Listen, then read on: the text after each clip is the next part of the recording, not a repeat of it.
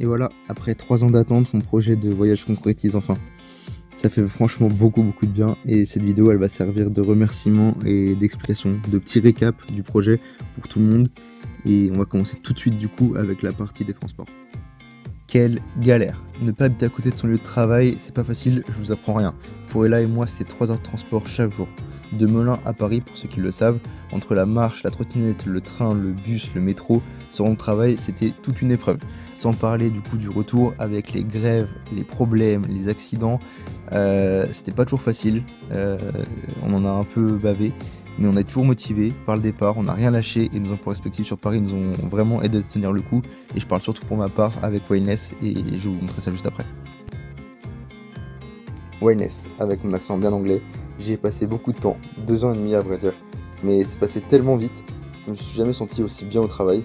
J'étais instructeur en lancer de hache, alors ouais je sais ça peut faire sourire mais c'est très stylé et j'ai appris plein de tricks et plein de choses qui m'ont fait grandir à travers ce métier. J'ai aussi rencontré une équipe folle avec qui le feeling il est trop bien passé, j'en profite pour remercier Renaud surtout, qui est le boss, donc pour sa gentillesse et tout ce qu'il m'a appris, vraiment encore merci.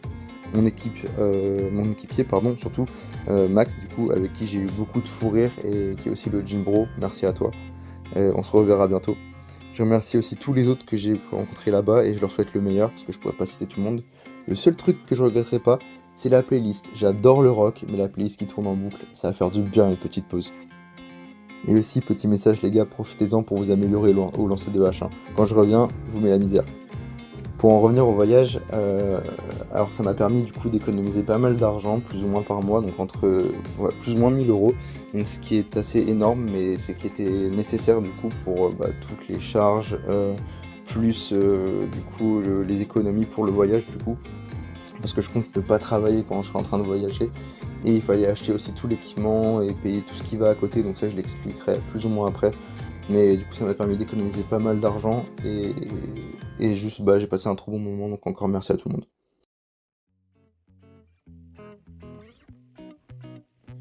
À la base du projet, le but c'est de voyager. Mais c'est pas aussi simple que ça. Il faut définir le temps de voyage, les conditions de voyage et surtout où voyager. Pour nous, avec Ella, c'est simple. On est parti sur 1 an à travers toute l'Europe et en sac à dos.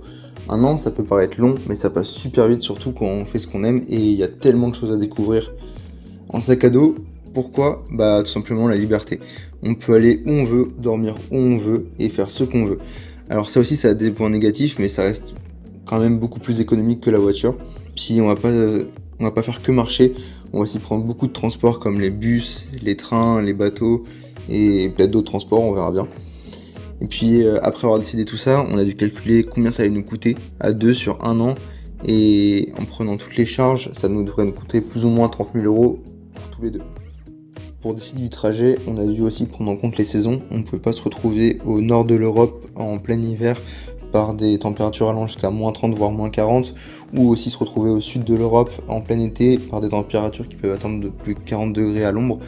Et donc on a dû prendre ça en compte pour aussi acheter du coup tout l'équipement et faire le trajet, savoir aussi où on allait dormir, les auberges, la tente ou voilà, et aussi connaître toutes les choses à savoir sur chacune des pays, par exemple pour les tensions, s'il y a des choses, des mœurs à respecter, donc on a dû prendre tout ça en compte dans la préparation du trajet. Du coup on se retrouve avec le trajet qu'on a pu faire et on commence tout de suite avec le Danemark qui sera notre premier point, puis du coup la Suède, suivi de la Norvège, on va monter tout en haut. On se retrouve ensuite du coup en Finlande, on va descendre, ensuite en Estonie, Lettonie et la Lituanie, puis la Pologne, la Slovaquie, la Hongrie et la Roumanie à l'est, la Bulgarie et tout en bas la Grèce qui sera le plus bas, l'Albanie, la Macédoine, le Kosovo et la Serbie, le Monténégro, la Bosnie et la Croatie, la Slovénie, l'Italie, puis l'Autriche, suivi du coup la Tchéquie, l'Allemagne et pour finir du coup on va être au niveau des Pays-Bas et on va retourner ensuite en France. Mais du coup pour réaliser un projet comme ça, il faut un équipement qui s'adapte un peu à toutes les saisons et c'était un petit peu notre point noir, la chose la plus compliquée à réaliser parce qu'il faut qu'on ait des vêtements qui soient adaptables pour toutes les saisons et dans tous les temps, mais qui à la fois soient pas trop lourds parce que le sac il faut le porter toute la journée. Donc on a choisi des équipements vraiment les plus légers possibles et ça coûtait un petit peu cher forcément, mais on va se retrouver autour des 10 kg par exemple pour le sac de Ella, ce qui reste très correct. Et pour mes équipements par exemple, là il y a le détail complet de tout ce que j'ai pris. Je vais peut-être pas tout mettre dans le sac, mais une grosse partie va y être en tout cas, et ce sera utilisé toutes les saisons. On compte par exemple prendre un gros manteau sur place et après le renvoyer chez nos parents respectifs. On compte aussi par exemple prendre des pantalons qui font short, donc c'est vachement pratique en été par exemple. Donc c'était ça un peu le plus compliqué, c'est trouver vraiment des vêtements qui s'adaptent à toutes les saisons et qui nous permettent de se déplacer léger. Mais je pense qu'on y est arrivé. Pour l'équipement, en comptant l'équipement vidéo, les sacs, la tente, tout ça, on est à peu près à 8 000 € pour tous les deux, donc 4 000 € chacun. Ce qui est vraiment correct vu qu'on a pris vraiment quasiment le meilleur équipement possible.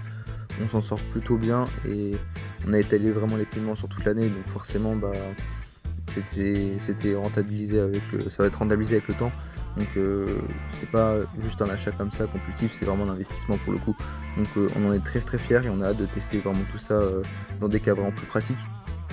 Et tout passe dans le sac et ça on est vraiment content. Moi j'ai un sac à peu près 13 kg, donc ça va le faire. Ça va être un peu lourd mais ça va le faire. Pour l'équipement vidéo, on va du coup prendre un drone et la caméra embarquée, donc c'est une caméra GoPro. Ce sera la 11, ce sera la 12. Je pense qu'on va partir sur la 11 mais dans le doute. Voilà. On a aussi du coup chacun une batterie externe de 20 000 mAh. On a du coup aussi des batteries externes, un chargeur multiprise où on va pouvoir brancher tous nos appareils dessus et tout. Donc normalement pour voyage on va pas être trop embêté. Et le poids total de l'équipement, on est à peu près à 2 kg juste pour l'équipement vidéo. Voilà. Donc ça pèse un peu lourd mais il fallait une boîte de protection et tout ça. Donc on va être bien, on va avoir de quoi filmer et vous donner le meilleur de ce qu'on trouve. Donc ça va être trop cool. Du coup, pour tout ce qui va être même l'équipement vidéo ou ce qu'on a dans les sacs, je vais mettre les références dans la description, comme ça vous aurez accès à tout ce qu'on a pris si vous voulez voir plus en détail. Et, pour en revenir sur les poids des sacs, on va être à 10 et 10 et 13 kg, mais ça c'est sans compter le poids de l'eau. Alors nous du coup c'est pas un objectif de gros trek d'un an, c'est vraiment de la visite et de la découverte, donc on va être près des habitations. Mais pour un trek par exemple, ce serait sûr que ce serait un petit peu trop lourd, voire même très juste quoi.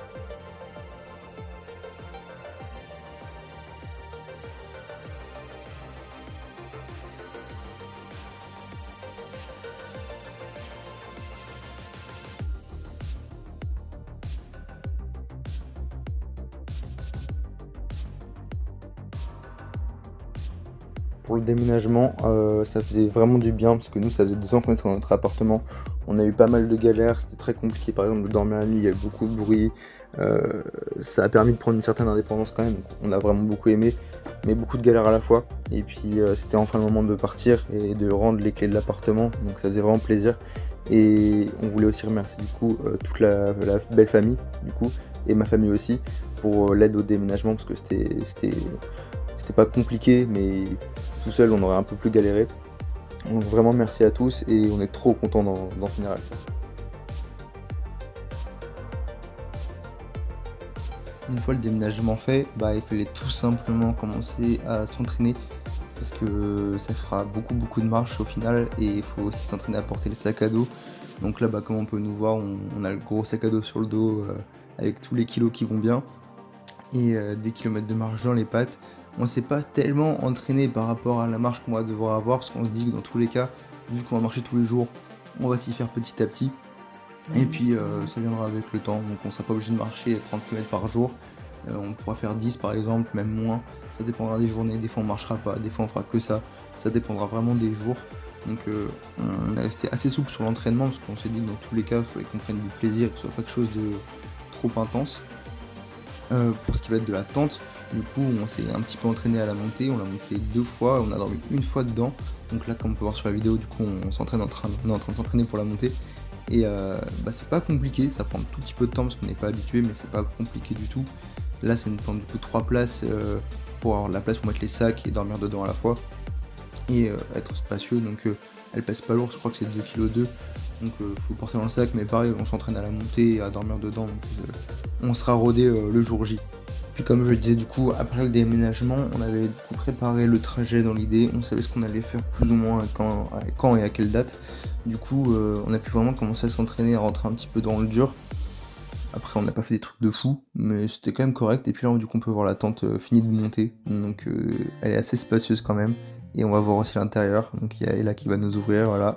Et on voit qu'on a quand même pas mal de place. Donc, on sera plutôt à l'aise. Ça va être notre chez nous pendant quelques mois. Donc, fallait que ce soit quelque chose de très cocooning, on va dire, pour que ce soit vraiment agréable pour nous. Et là, on va pouvoir faire le débile. Donc ouais, que de la marche, à droite à gauche, sans compter les entraînements qu'on a fait tous les jours pour se rendre au travail, parce qu'on marchait de bonnes heures par jour. Donc ouais, on s'est pas mal entraîné. Et voilà, cette petite vidéo touche enfin à sa fin. Encore merci à tous et à toutes d'avoir regardé. On vous fait de gros bisous, vous allez nous manquer et on se dit à dans un an. Pour continuer à suivre l'exploration, il y a la chaîne YouTube évidemment, la chaîne TikTok et la chaîne Insta. Et moi je vous dis à très vite.